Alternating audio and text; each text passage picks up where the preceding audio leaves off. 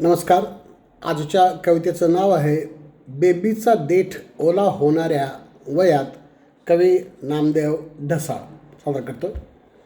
बेंबीचा देठ ओला होणाऱ्या वयात तुझ्या कुकर्माची महाकाव्ये बलात्कार करून अड्ड्यावर जेव्हा तू घोकून घेतलीस तेव्हा कळले की तू फक्त देवदेवळे जोपासलीस.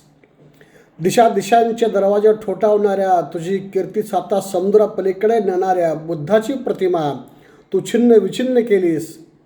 माणसालाच दास केलेस, पाखंडी मनूला माणसाच्या शत्रूला तू डोक्यावर घेतलेस.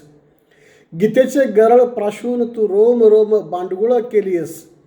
माणसालाच माणसाची हागीमुती काढायला लावलेस. ज्यांच्या रक्तामासावर तुझा पिंड पोचला त्या महात्म्यांना सोडवून तू महाभारत घडवलेस. उद्धारकर्त्यांच्या गळ्यात मडकी अडकवलीस. डोंगणाला बोराड्यांची फांदी बांधलीस. संस्कृतीच्या नावाखाली तू त्याला वेशीबाहेर काढलेस. 12 महिने तेरा काळ रडत ठेवलेस, सडत ठेवलेस. हे वाद्या, तू माणसालाच असे हीन केलेस. तुला वेशीबाहेरला आक्रोश ऐकू आला नाही का? पेटलेला माणूस दिसला नाही का?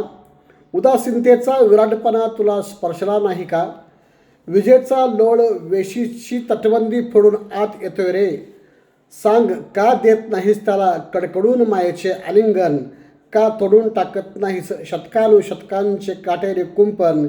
ज्याने तुला आपले सर्वस्व दिले, तुझे ताजमहाल खडे केले, का आठवत नाहीस त्यांना? ज्यांच्या हाडामांसांचा खच आजही तुझ्या किल्ल्यांच्या पायथ्याशी कणतो आहे.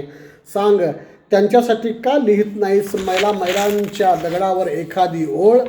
माझ्या नजरेतून तू पुरेपूर उतरला आहेस.